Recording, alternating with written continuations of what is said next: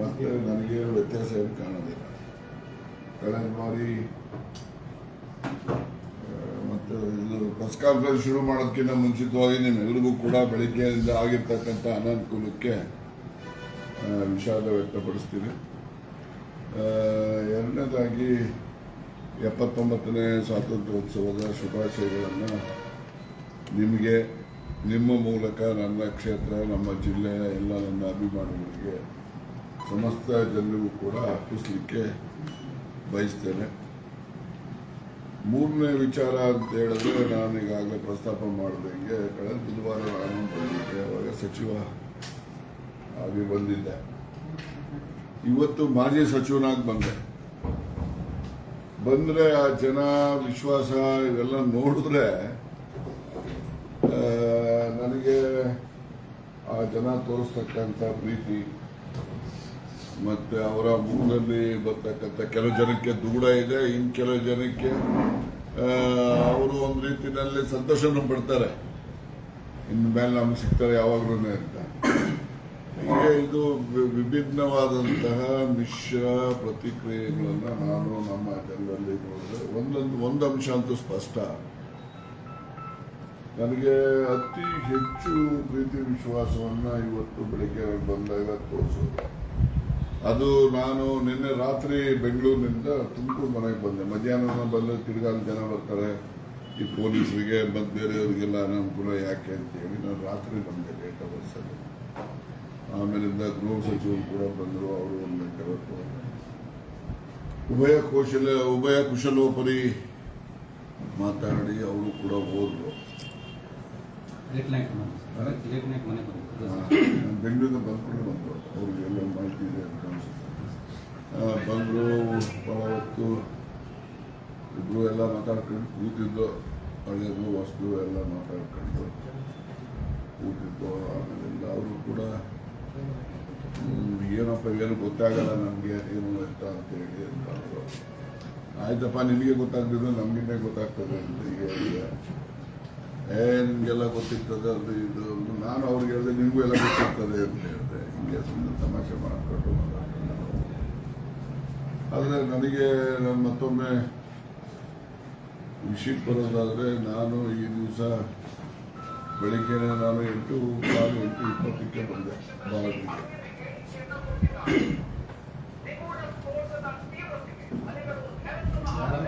ಆಮೇಲೆ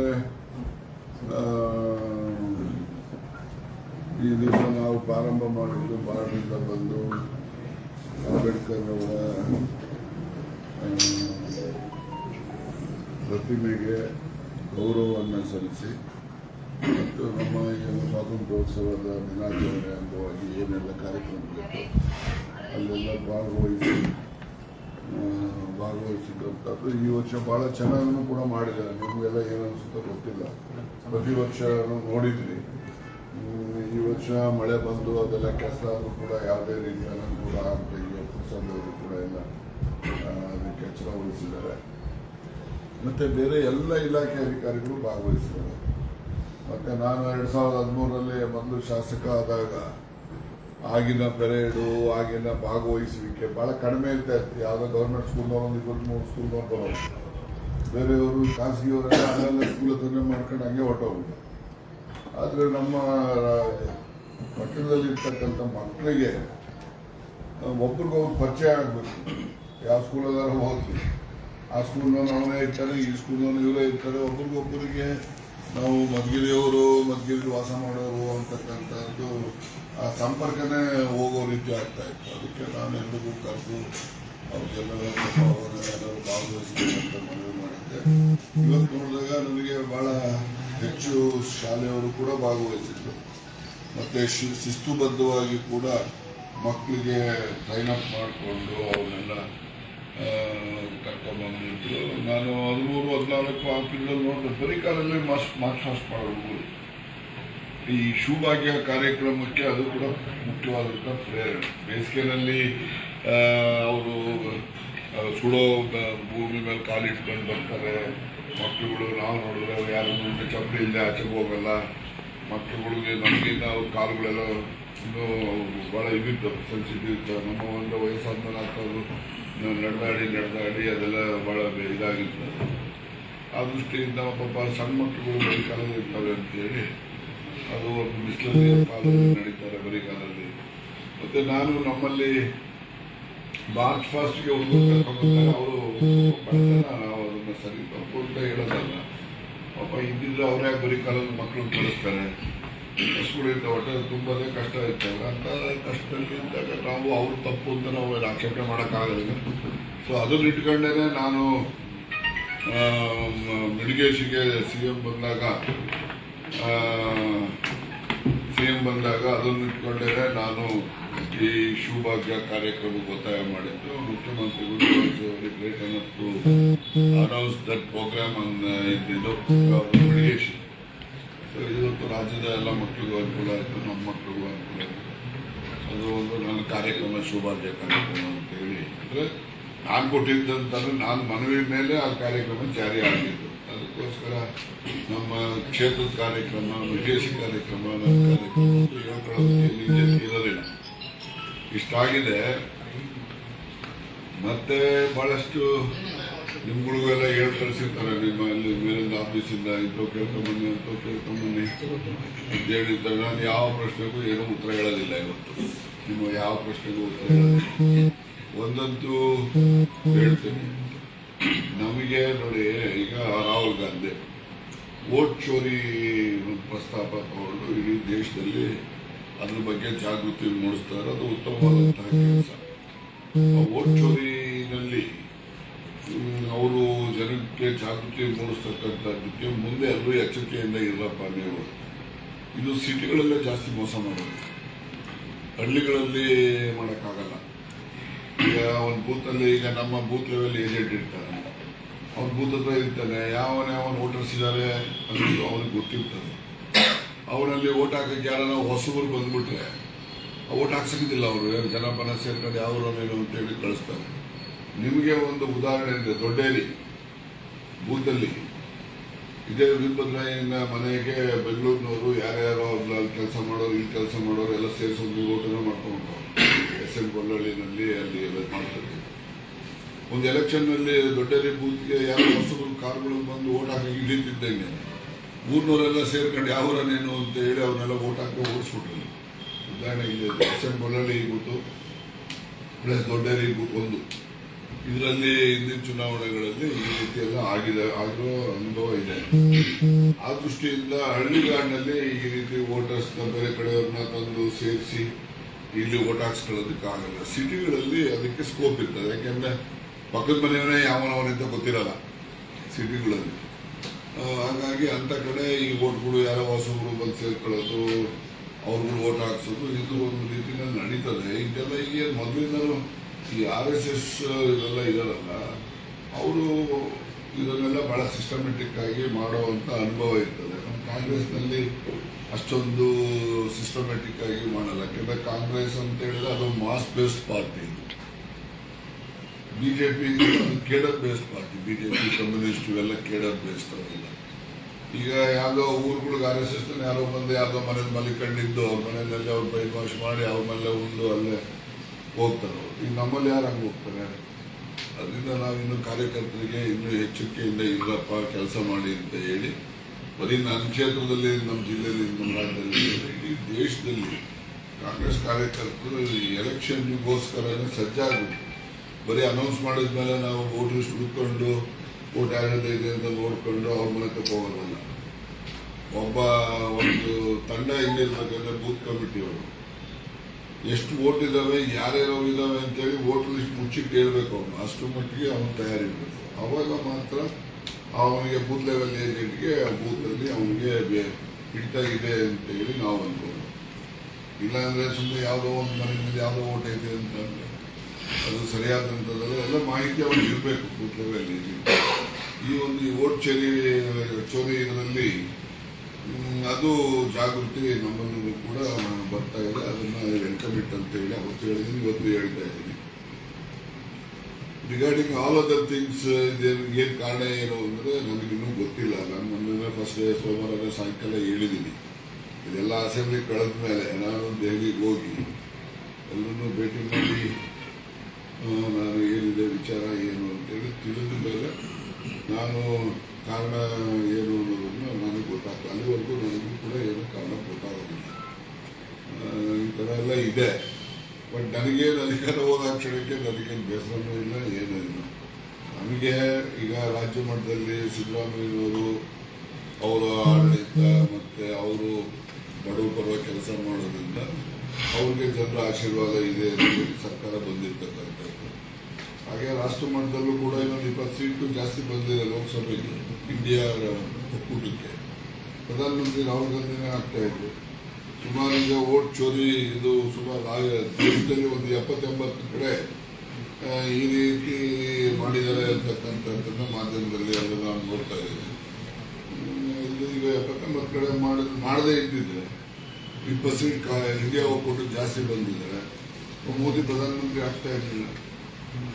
ಅದರಿಂದ ಇವೆಲ್ಲ ರಾಜಕೀಯದಲ್ಲಿ ಮೋಸಗಳು ಭಾಳ ದಿವಸ ನಡೆಯೋದಿಲ್ಲ, ಏನೋ ಒಂದ್ಸರಿ 2 ಸರಿ ನಡೀಬೋದು. ಸದಾಕಾಲ ಮೋಸಗಳು ಸುಳ್ಳು ಅವಕ್ಕೆಲ್ಲ ಆಯಸ್ಸಿರೋದಿಲ್ಲ. ಅವಕ್ಕೆಲ್ಲ ಸತ್ಯಕ್ಕೆ ಮತ್ತು ನ್ಯಾಯಕ್ಕೆ ಅದಕ್ಕೆ ಆಯಸ್ಸಿರ್ತದೆ. ಅದು ಸ್ವಲ್ಪ ಲೇಟ್ ಅಷ್ಟೇ.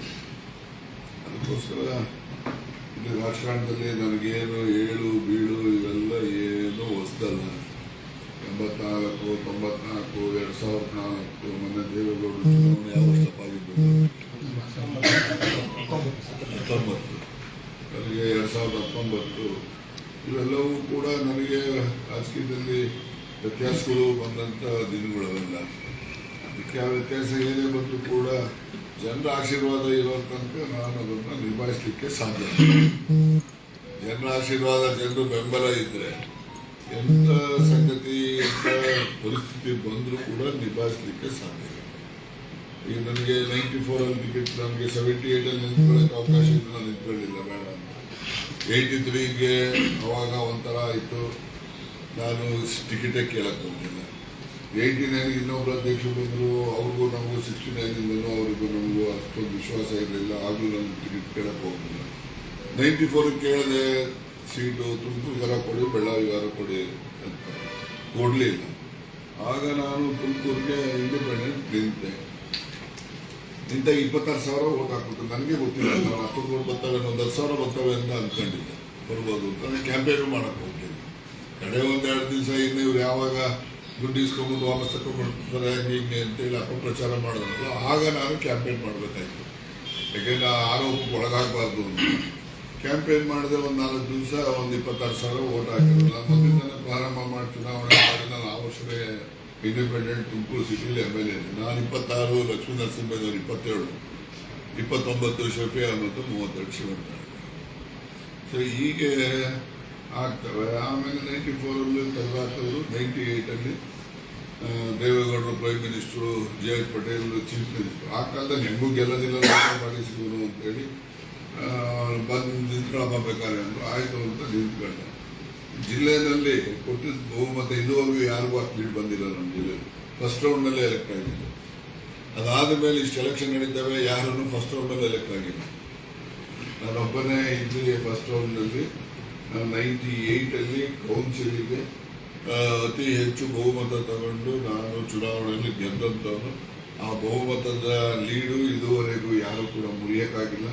ಮತ್ತು ಫಸ್ಟ್ ರೌಂಡಲ್ಲೂ ಯಾರು ಗೆಲ್ಲಕ್ಕಾಗಿಲ್ಲ. ಇಂಥದ್ದೆಲ್ಲ ಆಮೇಲೆ 2004 ಟಿಕೆಟ್ ಕೊಡ್ತಾರೆ. ಆಗ ದೇವೇಗೌಡರು ಕರೆದು ನನಗೆ ಬೆಳ್ಳಾವಿಗೆ ತುಮಕೂರು ಸಿಟಿಗೆ ನಿಂತ್ಕೊಳ್ಳೋಕೆ ಹೇಳಿದ್ರು. ನಾನು ಇಲ್ಲ ಸರ್, ನನಗೆ ಮೋಸ ಮಾಡೋ ಗಿರಾಕಿ ಇವನು, ಅದಕ್ಕೆ ಅವನ ಮೇಲೆ ಹೋಗ್ಬೇಕು, ಅವ್ನು ಸೋಲಿಸ್ಬೇಕು ನಾನು ಅಂತೇಳಿ ಆಟ ಇದೆ ಅಂತೇಳಿ ಬೆಳ್ಳಾವಿ ತಗೊಂಡು ಅವ್ರು ಗೌರವ ಪಾಪ ಇಲ್ಲ ಕಣೆ, ಯಾರಿಗೆ ಗೊತ್ತಿಲ್ಲ, ನೀನು 25,000 ಓಟ್ ತಗೊಂಡಿದ್ಯಾ, ತುಮಕೂರು ಸಿಟಿಗೆ ನಿಂತ್ಕೋ ಅಂತ ಆಟ ಮಾಡೋದು. ನಾನು ಇಲ್ಲ ನಾವು ಇವನ ಮೇಲೆ ಹೋಗ್ಬೇಕು, ಇವನ್ನೇ ಮುಗಿಸ್ಬೇಕು ಇವನಿಗೆ ಅಂತ ಹೇಳಿ ಹೋಗಿ ಅವನಿಗೆ ಮುಗಿಸ್ತೆ. ಅವಾಗ ಈ ಕಡೆ ಇರ್ತವೆ. ಆಮೇಲೆ ಡಿಲಿಮಿಟೇಷನ್ ಆಗೋಯ್ತು. ಇಲ್ಲಿ ಬಂದು 5 ಓಟಲ್ಲಿ 530 ಓಟಲ್ಲಿ ಸೋತೆ ಮೊದಲನೇ ಸರಿ. ಅದ್ರ ಕಾರಣ ಪಾಪ ಓಟ್ ಹಾಕೋರೆ ಜನ ನಮಗೆ, ನನ್ನದೇ ತಪ್ಪು. ಅದರಲ್ಲಿ ಈ ನಮ್ಮ ಕಡೆಯವರು ಬಾಸ್ಗೋಸ್ಕರ 5 ಜನ ಇಂಡಿಪೆಂಡೆಂಟ್ ನಿಲ್ಲಿಸಿದ್ರು. 2 ಬಾಕ್ಸ್ ಬಂದ್ಬಿಟ್ಟು 14 ಒಂದಕ್ಕೆ 1 ಬಂತು. ನಂದು ಒಂದು ಮೊದಲನೇ ಸೀರಿಯಲ್ ನಂಬರ್ 1 ಇತ್ತು. ಈ ನಮ್ಮವೆಲ್ಲ ಒಂದಕ್ಕೆ ಹಾಕಿರಲ್ಲ. ಈ ಬಾಕ್ಸಲ್ಲಿ ಒಂದಕ್ಕೆ ಅದು 2,000, 3,000 ಹಾಕ್ಬಿಟ್ಟು. ಸೊ ಈ ಎಲ್ಲ ಕೆಲಸದಲ್ಲಿ ಬ್ಯಾಡ್ ಟೈಮ್ ಇದ್ದಾಗ ಆಗುತ್ತೆ. ಜಸ್ಟ್ 5 ಮಿನಿಟ್ಸ್ ಡಿಫ್ರೆನ್ಸ್ ಅಲ್ಲಿ ಒಬ್ಬನ ತಗ್ಸಕ್ಕಾಗಲ್ಲ. ಹೀಗೆ ಇರ್ತವೆ ಅದೆಲ್ಲ. ನಾನೇನು ಈ ಅಪ್ಸ್ ಅಂಡ್ ಡೌನ್ಸ್ 530 ಸೋತೆ. ಎರಡನೇ ಸರಿ 1 ವರ್ಷ ಆದ್ಮೇಲೆ ಆಯಮ್ಮ ಬಂದರು, ಕುಮಾರಸ್ವಾಮಿ ಮನೆಯವರು, ಅವ್ರಿಗೂ ನಿಂತರು 2000 ಸೋತೆ ನಾನು. 2000 ಮ್ಯಾಟ್ರ್ ಆಫ್ 1000 ಡಿಫ್ರೆನ್ಸ್ ಅಷ್ಟೇ. ಇಲ್ಲ 530 ಓಟ್ಗೆ 280-300 ವ್ಯತ್ಯಾಸ ಆಗಿ ಗೆಲ್ತಿದ್ದೆ. ಅದು ಅನ್ಕೊಂಡು ನಾನು ಯಾರನ್ನೂ ಬ್ಲೇಮ್ ಮಾಡಲ್ಲ. ಇಟ್ ಈಸ್ ಮೈ ಫೇಟ್ ಅಂತ ಅನ್ಕೊಂಡು ಇರ್ತೀನಿ. ಆಮೇಲಿಂದ ಇದು 18 ಸೋತಿರ್ತೀನಿ ಕೆಲಸ ಮಾಡಿ. ಅವಾಗಿನ ಇದು ಎಲ್ಲರೂ ಅರ್ಶಿನ ಕುಂಕುಮ ಸೀರೆ ಇವೆಲ್ಲ ತಗೊಂಡ್ಬಂದು ಅವಾಗ ಸೋತೆ. ನನಗೇನು ಸೋಲು ಗೆಲುವು ಎರಡನ್ನೂ ನಾನು ಒಂದೇ ರೀತಿಯಲ್ಲಿ ಸ್ವೀಕಾರ ಮಾಡೋನು. ಅಧಿಕಾರನೂ ಅಷ್ಟೇ. ಆದರೆ ಅಧಿಕಾರ ಜನಪರ ಕೆಲಸ ಮಾಡಿದ್ರೆ, ಅಧಿಕಾರ ಇಲ್ಲದೆ ಇದ್ರೆ ಏನು ನಮ್ಮ ಮಾತು ನಡೀತದೋ ಅಷ್ಟು ಸೀಮಿತವಾಗಿ ಮಾಡ್ತೀನಿ. ಇದು ನನ್ನ ಕಳೆದ 50 ವರ್ಷದ ರಾಜಕೀಯ ಇತಿಹಾಸದಲ್ಲಿ ನಾನು ನಡೆದು ಬಂದಿರ್ತಕ್ಕಂಥ ರೀತಿ. ಮತ್ತೆ ನಾನು ಯಾವತ್ತೂ ಸುಳ್ಳು ಹೇಳೋನು ಅಲ್ಲ, ಮೋಸ ಮಾಡೋನು ಅಲ್ಲ, ದುಡ್ಡು ಹೊಡೆಯೋನು ಅಲ್ಲ. ಗೊತ್ತಾಯ್ತಾ?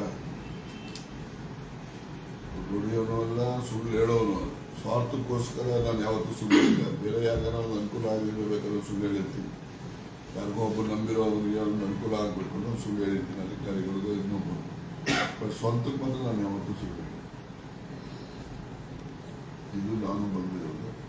ಇವತ್ತು ಪಾಪ ಜನ ಎಲ್ಲ ನಮಗೆ ಅವ್ರ ವಿಶ್ವಾಸ ನೋಡಿದ್ರೆ ನಮ್ಗೆ ಅಧಿಕಾರ ಇಲ್ಲಿರ ಹಾಳಾಗೋಗ್ಲಪ್ಪ, ಇವ್ರ ವಿಶ್ವಾಸ ಸಾಯೋವರೆಗೂ ನಾನು ಉಳಿಸ್ಕೊಂಡು ಹೋಗೋ ಅಷ್ಟು ದೇವ್ರು ನನಗೆ ಶಕ್ತಿ ಕೊಟ್ಟರೆ ಸಾಕು ಅಂತ ನಾನು ದೇವರಲ್ಲಿ ಪ್ರಾರ್ಥನೆಯನ್ನು ಮಾಡಿದ್ದೀನಿ. ಮನಸ್ಸಲ್ಲೂ ಕೂಡ 100 ಸಲ ಅದನ್ನು ಭಾವನೆ ವ್ಯಕ್ತ ಮಾಡ್ತೀನಿ. ಏನೆಲ್ಲ ನಿಮ್ಮ ಇವರೆಲ್ಲ ಬಂದ್ಬಿಟ್ಟವ್ರೆ ಬಂದಿದ್ರು ಸ್ವಾಮಿ, ಹುಡುಗನ ಕರ್ಕೊಂಡು ಅದೆಲ್ಲ ಬಂದಿದ್ರು. ಎಲ್ಲ ಗರ್ಜನಿಗೆ ಹೇಳು ಮನೆಗಳೆಲ್ಲ ಇವು ಮಾಡಿಸಿದ್ರು. ನೀವೇ ಸ್ವಾಮಿ ಮಾಡ್ತಿದ್ರು ಅಧ್ಯಕ್ಷ ಅವರು ಆಸ್ಪತ್ರೆ ರೋಡು ಚರಂಡಿ ಎಲ್ಲ ನಿಂಬೆ ಇದ್ರಲ್ಲೇ ಆಗಿತ್ತು.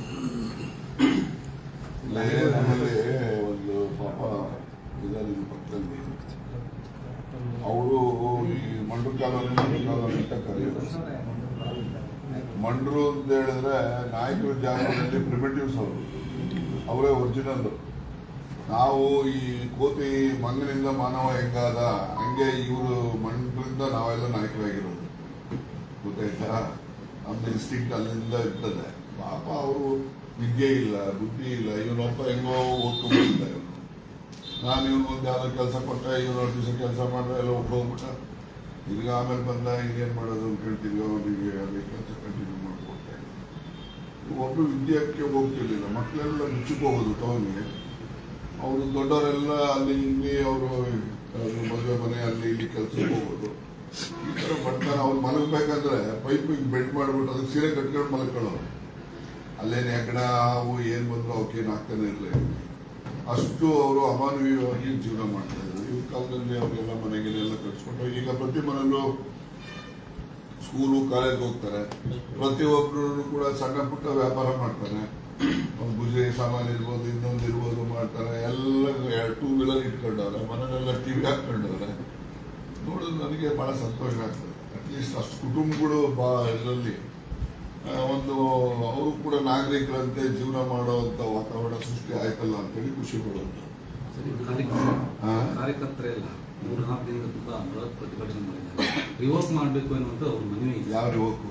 ನಿಮ್ಗೆ ಸಚಿವ ಸ್ಥಾನ ಮತ್ತೆ ಕೊಡಬೇಕು. ಸಚಿವ ಸ್ಥಾನ ಸಮಯ ಬಂದಾಗ ತಗತಿ ನಡೀದೆ. ಅದಕ್ಕೆ ಹಾಕೊಂಡು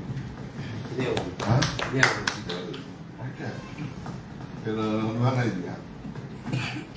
ನಾನು ನೋಡಿ ಇದುವರೆಗೆ ನನ್ನ ಜೀವನದಲ್ಲಿ ಸಣ್ಣ ಹುಡುಗರಿಂದ, ಚಿಕ್ಕ ಹುಡುಗರಿಂದ, ಫಸ್ಟ್ ಸ್ಟ್ಯಾಂಡರ್ಡ್ ಹುಡುಗರಿಂದನೂ ಕೂಡ ನಾನು ಏನೇನು ಆಗಬೇಕು, ಏನು ಗಳಿಸ್ಬೇಕು ರಾಜಕೀಯವಾಗಿ, ಮತ್ತು ಯಾವ ಥರ ಇರಬೇಕು ನಾನು ಅಂತ ಅನ್ಕೊಂಡ್ಬಂದಿದ್ದೀನಿ. ನಮ್ಮ ಸ್ನೇಹಿತರು ಹೆಂಗಿರ್ಬೇಕು ಅಂತ ಅನ್ಕೊಂತಿದ್ದೀನಿ.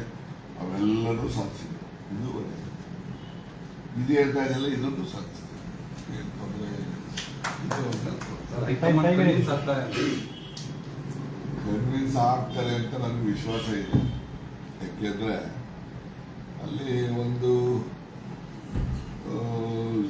ಅದೊಂದು ಜನಗಳು ಕೆಲವು ಡೆಲ್ಲಿನಲ್ಲಿ ವಿರುದ್ಧವಾಗಿ ವ್ಯವಸ್ಥಿತವಾಗಿ ಮಾಡೋರು ಇರಬಹುದೇನೋ ಅಂತ ಅನ್ಕೊತೀನಿ.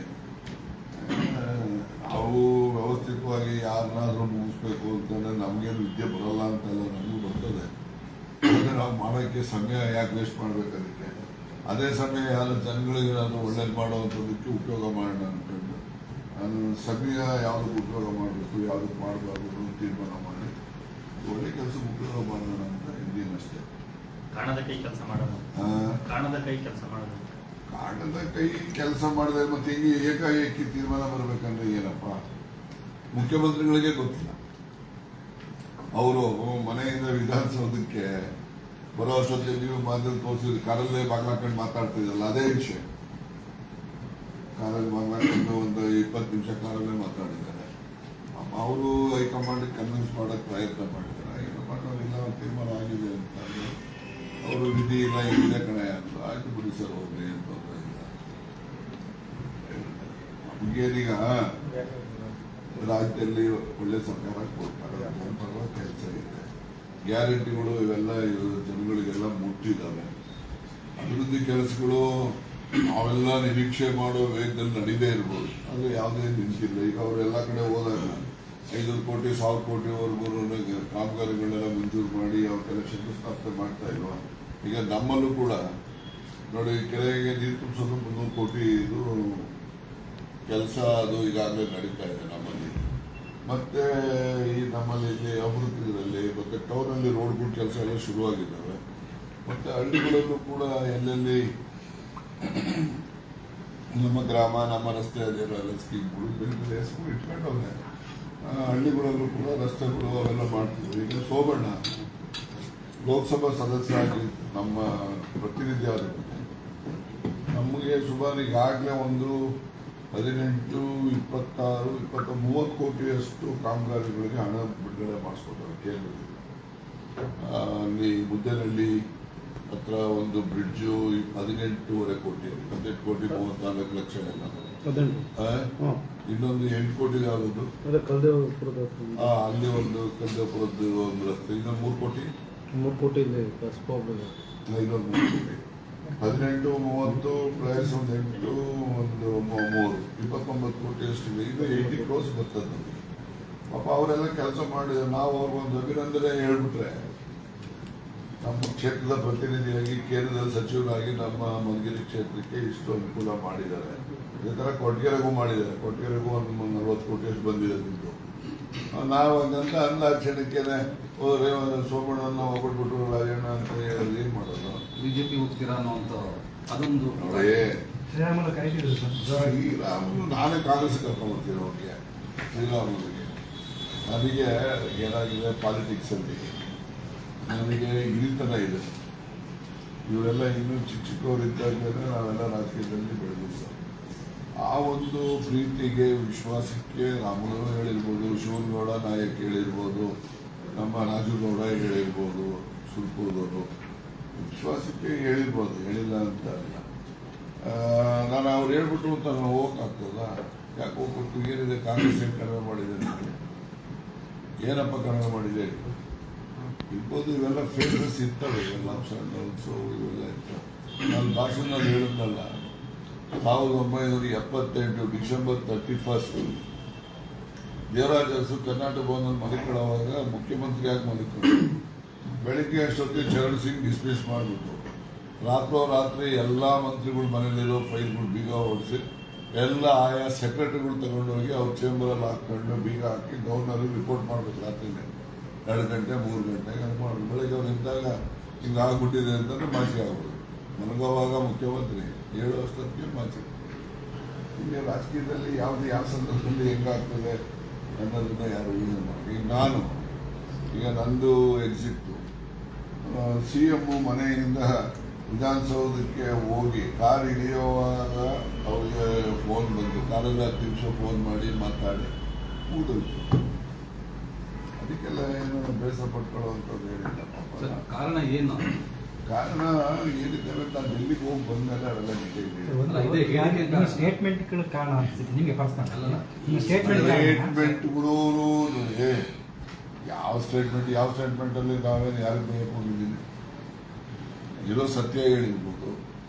ಅದರಿಂದ ಅಲ್ಲಿ ಹೋದ್ಮೇಲೆ ಅವರಿಗೆ ನಾನು ಭೇಟಿ ಮಾಡಿ ಈ ಥರ ಇದೆ ಹೊರಗಿದ್ದೀವಿ ಸರ್ ನಾವು ಇವು ಅವ್ರನ್ನೆಲ್ಲ ಅವ್ರ ಹತ್ರ ಮಾತಾಡ್ತೀನಿ ಅವ್ರೇನು ಹೇಳ್ತಾರೆ ನೋಡೋಣ. ಮತಗಳ್ಳತನದ ಹೇಳಿಕೆನಾ ಅಥವಾ ಹಿಂದೆ ಬೇರೆ ಇರ್ತಿದ್ದು ಇದೆಯಾ?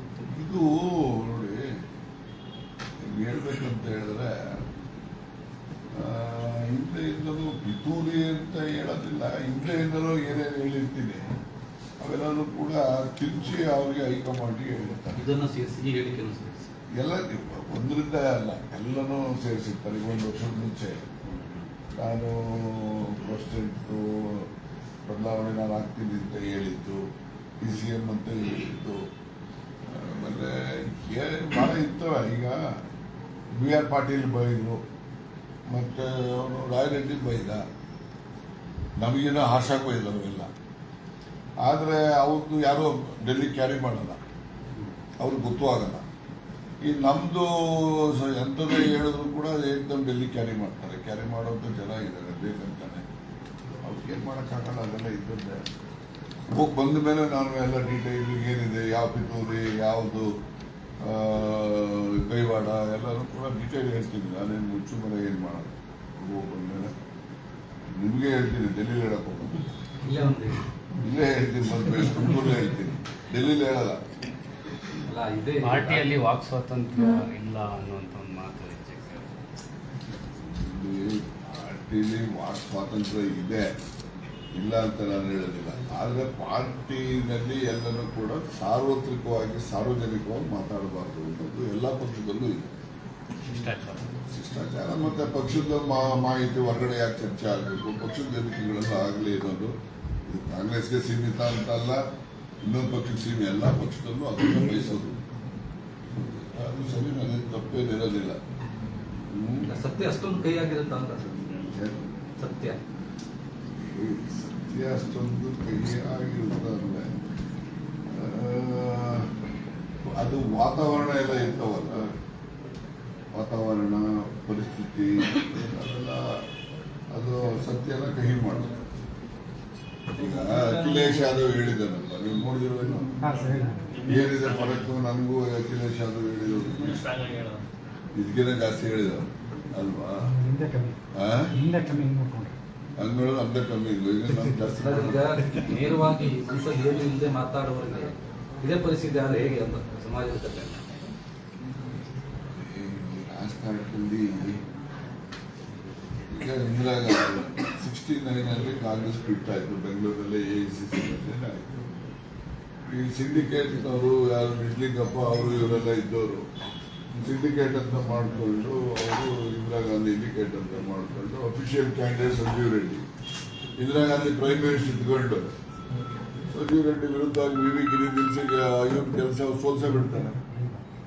ಈಗ ರಾಜಕಾರಣದಲ್ಲಿ ಯಾವಾಗ ಯಾವ್ಯಾವ ರೀತಿ ಆಗ್ತದೆ ಅದು ಯಾರು ಊಹೆ ಮಾಡ್ತಾರೆ. ಮುಂಚೆಯಿಂದ ನೀವು ದಲಿತರು ಮತ್ತೆ ಶೋಷಿತರ ಪರವಾಗಿ ಮಾತಾಡ್ತಿದ್ರಣ, ಮತ್ತೆ 3 DCM ಮುಂದೆ ಕೇಳಿದ್ರೆ ಅದರಲ್ಲೂ ಎಡಗೈ ಸಮುದಾಯದ ಪರವಾಗಿ ನಿಂತು ಮಾತಾಡೋದು ನೀವು ಒಳ ಮೀಸಲಾತಿ ಜಾರಿ ಆಗ್ತಿರೋ ಹಿನ್ನೆಲೆ ಇದರಿಂದ ಏನಾದರೂ ನಿಮಗೆ ಹಿತಶತ್ರುಗಳು ಜಾಸ್ತಿ? ನೋಡಿ, ನಾನು ಒಳ ಮೀಸಲಾತಿ ಪರ, ಗೊತ್ತಾಯ್ತಾ? ಮತ್ತೆ ದಲಿತರು, ಹಿಂದುಳಿದವರು ಅವರು ಅಂತಕ್ಕಂಥ ಜೊತೆಗೆ ಎಲ್ಲ ಜಾತಿಯಲ್ಲಿರೋ ಬಡವ್ರ ಪರವಾಗೂ ಇರಬೇಕು. ನಾನು ಎಷ್ಟು ಸರಿ ಈಗ ನನ್ನ ಜೊತೆ ಬಂದು ಒಪ್ಪತ್ತು ಊಟ ಮಾಡೋ ಬ್ರಾಹ್ಮಣ ಮನೆ ನಾನು ತೋರಿಸ್ತೀನಿ. ತಂದೆ ಊಟ ಮಾಡೋದು, ಬೆಳಗ್ಗೆ ಕಾಫಿ ಕುಡಿತಾರೆ, ಉರಿ ತಿಂತಾರೆ, ರಾತ್ರಿ ಹೊತ್ತು ಊಟ ಮಾಡಿ ಮಲಗ್ತಾರೆ.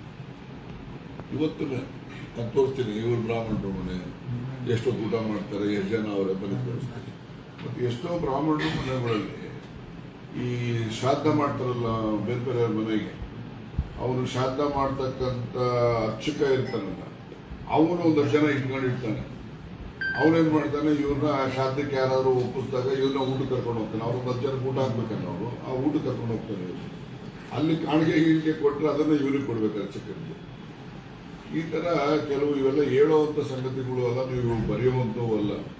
ಬಡತನ ಎಷ್ಟು ಕ್ರೂರವಾಗಿರುತ್ತೆ ಅನ್ನೋದು, ಬಡತನ ಅನ್ನೋದು ಕ್ರೂರತೆಗೆ ಇನ್ನೊಂದು ಉದಾಹರಣೆ. ನೀವು ಚಿಕ್ಕಮಗಳೂರು ಹತ್ರ ಒಂದು ಊರಿದೆ, ನಾವು ಈಗೆಲ್ಲ ಚೆನ್ನಾಗಿದ್ದಾರೆ, ಅವ್ರುಗಳು ವ್ಯಾಪಾರ ಮಾಡೋರು ಉಳಿಯಾರಲ್ಲಿ ಹೋಗಿ 1,000 ರೂಪಾಯಿ ಥಿಂಗ್ಸ್ ತಗೊಂಡು, ಇಲ್ಲಿ ಕೇಳಿದ್ರೆ 1,000 ರೂಪಾಯಿ ಥಿಂಗ್ಸ್ ತಗೊಂಡು 100 ರೂಪಾಯಿಗೆ 900 ರೂಪಾಯಿ ಕೊಡೋರು 1,000 ರೂಪಾಯಿ ಬರ್ಕೊಳ್ಳೋರು ಉಳಿಯಾರಲ್ಲಿ.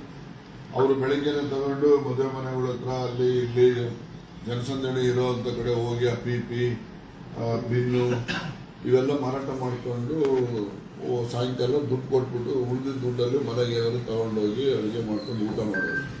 ವ್ಯಾಪಾರ ಆಗದೆ ಸಾಮಾನು ಹೋಗಿ ವಾಪಸ್ ಕೊಟ್ಬಿಟ್ಟು ಅವನು ಸಾಲ ತೀರಿಸ್ಬಿಟ್ಟು ಯಾವ್ದಾದ್ರು ಮದುವೆ ಮನೆ ಅಲ್ಲಿ ಇಲ್ಲಿದ್ರೆ ಇವರು ಕತ್ಲಲ್ಲಿ ಹೋಗಿ ಕೂತ್ಕೊಂಡು ಊಟ ಮಾಡ್ಬಿಡೋದು. ಅವ್ರೇನಾದ್ರು ನೋಡದೆ ಇದ್ರೆ ಊಟ ಮಾಡಿ ಬಂದ್ಬಿಡ್ತಾರೆ. ನೋಡ್ಬಿಟ್ರೆ ಎಬ್ಬಿಸ್ ಕಳ್ಸಿದ್ರೆ ಈ ಎಲೆ ಬಿಸಾಕಿರ್ತಾರಲ್ರಿ, ಆ ಬಿಸಾಕಿರೋ ಕಸದ ಎಲೆನಾದ್ರು ಹುಡುಕಡೆ ಏನೋ ಸಿಗುತ್ತಾ ಅಂತ ತಿಂತಾರೆ. ಅಲ್ಲೂ ಸಿಕ್ಕಿಲ್ಲ ಮನೆಗೆ ಹೋಗಿ ನೀರು ಕುಡಿದು ಮಲಿಕತ್ತಾರೆ. ಆ ಥರ ಫ್ಯಾಮಿಲಿಗಳನ್ನ ನಾನು ನೋಡಿದ್ದೆ. ಅವ್ರಿಗೆ ಜಾತಿ ಯಾವುದು ಅಂತಾನೆ ಗೊತ್ತಿಲ್ಲ ಅವ್ರಿಗೆ. ನಾವು ಅಂಥವ್ರು ನೋಡಿ ಅಂಥವ್ರು ಏನಾದ್ರು ನಾವು ಮನುಷ್ಯರನ್ನ ಮಾಡದೇ ಇದ್ರೆ ನಮ್ಗೆ ಸ್ವಾತಂತ್ರ್ಯ ಯಾಕೆ ಬರಬೇಕು? ನಾವು ರಾಜಕೀಯದಲ್ಲಿ ಗಣ್ಯರು ಅಂತ ನಾವೇ ಕೇಳಿಸ್ಕೊಳ್ಳೋಕೆ ಯೋಗ್ಯತೆ ಇದೆಯಾ ನಮಗೆ? ಅಂಥವ್ರಿಗೂ ಕೂಡ ಬದುಕುವಂಥದ್ದು ಸ್ವಾಭಿಮಾನದಲ್ಲಿ ಇಲ್ಲುವಂಥದ್ದು ಒಂದು ವಾತಾವರಣ ಸೃಷ್ಟಿ ಮಾಡಲಿಲ್ಲ ಅಂದರೆ ಏನು ಪ್ರಯೋಜನ ಹೇಳಿ? ಸೊ ಈ ಥರ ಇದ್ದಾವೆ. ನಾನು ಯಾರು ಅಸಹಾಯಕರಿದ್ದಾರೆ, ಧ್ವನಿ ಇಲ್ಲದ ಸಮುದಾಯಗಳಿರ್ತವೆ, ಆ ಜನಗಳಿಗೆ ಬಡವ ಪರವಾಗಿ ಇರ್ತಕ್ಕಂಥವ್ರೆ ಹೊರತು ನಾನೇ ನಮ್ಮ ಜಾತಿ ಪರ ನಾವೇನಿರೋರು ಅಲ್ಲ. ಈಗ ಎಡಗೈ ಸಮುದಾಯ ಅಂತ ಹೇಳಿದ್ರೆ ಅವ್ರಿಗೆ ರಾಜಕೀಯವಾಗಿ ಪ್ರಾತಿನಿಧ್ಯ ಕುಗ್ಗೋಗ್ತಾ ಇದೆ. ನಮ್ಮ ರಾಜ್ಯದಲ್ಲಿ ಒಂದು ಕಾಲದಲ್ಲಿ 35 ರಿಸರ್ವ್ ಸೀಟ್ ಇದ್ರೆ ಒಂದು 25 ಇರ್ತಿದ್ರು ಎಡಗೈನವರು. ಗೊತ್ತಾಯ್ತಾ? ಈಗ ಎಷ್ಟು ಬಂದವ್ರೆ? ಇಬ್ಬರು ಬಂದವ್ರೆ ಕಾಂಗ್ರೆಸ್ ಪಾರ್ಟಿನಲ್ಲಿ. ಒಂದು ನಮ್ಮ KGF ಇಂದ ನಮ್ಮ ಶಶಿಧರ್ ಅವರ ಮನೆಯವರೊಬ್ರು, ಇನ್ನೊಬ್ರು ಅಲ್ಲಿ ಮಾಯ್ಕೊಂಡಲ್ಲಿ ಬಸವರಾಜು ಅಂತೇಳಿ ಬಸವಂತಪ್ಪ ಅಂತ ಕರಿತೀವಿ, ಅವರೊಬ್ಬರು ಬಿಟ್ರೆ 25 ಇದರಲ್ಲಿ ರಾಜಕೀಯ ಪ್ರಾತಿನಿಧ್ಯ ಇದ್ದಂಗೆ ಆಗಿರೋದು. ಅದೇ ಥರ ಬೇರೆ ಬೇರೆ ಅಪಾಯಿಂಟ್ಮೆಂಟ್ ಅಲ್ಲಿ ಅಲ್ಲಿ ಇಲ್ಲಿ ಎಲ್ಲ ಕಡೆ ಪ್ರೊಫೆಸರ್ ಸ್ಕೂಲ್ ಮಾಡೋದ್ರಲ್ಲಿ ಅವ್ರಿಗೆ ಅಲ್ಲೇ ಆಗಿದೆ ಅಪಾಯಿಂಟ್ಮೆಂಟ್ ಮತ್ತೊಂದು ಇದರಲ್ಲಿ ಇವೆಲ್ಲ ಇರ್ತವೆ. ಅದಕ್ಕೋಸ್ಕರ ಅವ್ರಿಗೆ ಬೇಡಿಕೆ ಸರಿ ಇದೆ. ಅವ್ರ ಬೇಡಿಕೆಗೆ ಸಿದ್ದರಾಮಯ್ಯನವರು ಕೂಡ ಸಹಮತ ಇದೆ. ಈಗ ನಾಳೆ ಶನಿವಾರ ಕರೆದಿದ್ರು ಮೀಟಿಂಗು, ಮುಂದಾಕಿದ್ದಾರೆ ಗುರುವಾರಕ್ಕೆ. ಮುಂದಾಕಿದ್ದಕ್ಕೆ ಒಂದು ಕತೆ ಕಟ್ತಾರೆ. ನಾಳೆ ಯಾಕೆ ಅವರು ಮಾಡೋಕ್ಕಾಗಿಲ್ಲ ಅಂದರೆ ಈಗ ಬೇರೆ ಬೇರೆ ಜಿಲ್ಲೆಗಳಿಗೆ ಮಂತ್ರಿಗಳು ಎಲ್ಲ ಈ ಫ್ಲಾಗ್ ಹಾಕಿ ಹೋಗೋರೆ. ಇವತ್ತು ಬೆಳಗ್ಗೆ ಇರ್ತದೆ, ಸಂಜೆ ಅಲ್ಲಿ ಕಲ್ಚರಲ್ ಪ್ರೋಗ್ರಾಮ್ಸ್ ಎಲ್ಲ ಇರ್ತವೆ, ಇವ್ರು ಭಾಗವಹಿಸ್ಬೇಕಾಗ್ತದೆ. ನಾಳೆ ಬೆಳಗ್ಗೆ 11 ಗಂಟೆಗೆ ಎಲ್ಲಿ ಮಾಡೋಕ್ಕಾಗ್ತದೆ ಅವರು? ಆ ದೃಷ್ಟಿಯಿಂದ ಮುಂದಾಕಿದ್ದಾರೆ. ಅವತ್ತೇ ಹೇಳಿದ್ರು ನಾವು ಸರ್ ಅವ್ರು ಬರೋಕ್ಕಾಗಲ್ಲ ಎಲ್ಲರೂ ಅಂತ ಅಂದು. ಅದೇನು ಕರ್ತೇನೋ ಇಲ್ಲ ಎಲ್ಲ ಮಾಡ್ಬಿಡೋಣ, ಫ್ರೀ ಇರ್ತೀವಿ, ಅವ್ರು ರಜಾ ಇರ್ತದೆ ಅಂತ ಅವರು ಕಳ್ಕಳಿ ಇಟ್ಕೊಂಡು ಆದಷ್ಟು ಜಾಗ್ರತೆ ಮಾಡಬೇಕು ಅಂತ ಮಾಡಿದ್ರು. ಇವತ್ತು ಮುಂದಾಕಿದ್ದೀವಿ ಅಂತಾರೆ, ಅದಕ್ಕೊಂದು ವ್ಯಾಖ್ಯಾನ ಕೊಡ್ತಾರೆ. ಇವ್ರ ವಿರುದ್ಧ ಅವರೇ ಅದಕ್ಕೆ ಬೇಕು ಅಂತಾನೆ ಫಿಕ್ಸ್ ಮಾಡಿ ಮುಂದಾಗ್ತಾರೆ. ಪ್ರಾಕ್ಟಿಕಲ್ ಡಿಫಿಕಲ್ಟೀಸ್ ಏನು ಅನ್ನೋದು ಯಾರು ಅರ್ಥ ಮಾಡ್ಕೊಳ್ಳೋದಿಲ್ಲ. ಮೇಲ್ನೋಟಕ್ಕೆ ಸುಮ್ಮನೆ ಅರ್ಜೆಂಟ್ಗೆ ಕನ್ಕ್ಲೂಷನ್ಗೆ ಬಂದ್ಬಿಡೋದು. ಹೌದಲ್ವಾ? ಹೌದಾನೆ. ಈಗ ನಾಳೆ ಬರೋಕ್ಕಾಗ್ತದೇನಪ್ಪ 11 ಗಂಟೆಗೆ ಎಲ್ಲ ಫ್ಲಾಗ್ ಹಾಯಿಸ್ಲಿಕ್ಕೆ ಎಲ್ಲ ಜಿಲ್ಲೆಗಳಿಗೂ ಹೋಗಿರ್ತಾರೆ. ಅವರು ಅದನ್ನು ನೋಡಿಕೊಂಡು ಗುರುವಾರ ಹೆಂಗಿರೋ ಅಸೆಂಬ್ಲಿ ಇರ್ತದೆ ಬಿಟ್ಟು ಅವತ್ತೇ ಸಾಯಂಕಾಲಕ್ಕೆ ಮಾಡೋಣ ಅಥವಾ ಬೆಳಿಗ್ಗೆ 9 ಮಾಡೋಣ ಅಂತ ಅಂದ್ಕೊಂಡಿರ್ತಾರೆ. ಈ ಒಂದು ಅವ್ರ ಬಗ್ಗೆ ಅಸಮಾಧಾನ ಇರೋರು ಏನಂದ್ರೆ, ಈ ಸಿದ್ದರಾಮಯ್ಯ ವಿರುದ್ಧ ಕಂಡ್ರಿ ನೋಡ್ರಿ ಬೇಕು ಅಂತಾನೆ ಮುಂದಾಕೋರೆ ಅಂತಾರೆ. ಹೀಗೆ ಇವೆಲ್ಲ ಕೆಲವು ಆಂತರಿಕವಾಗಿ ಕೆಲವು ಏನು ಸಮಸ್ಯೆಗಳಿದೆ ಅವೆಲ್ಲ ತಿಳ್ಕೊಂಡು ನಾವು ಹೇಳೋದು ಕಲ್ತ್ಕೋಬೇಕು. ಡೆಲ್ಲಿಗೆ ಹೋಗಿ ಬಂದ್ಮೇಲೆ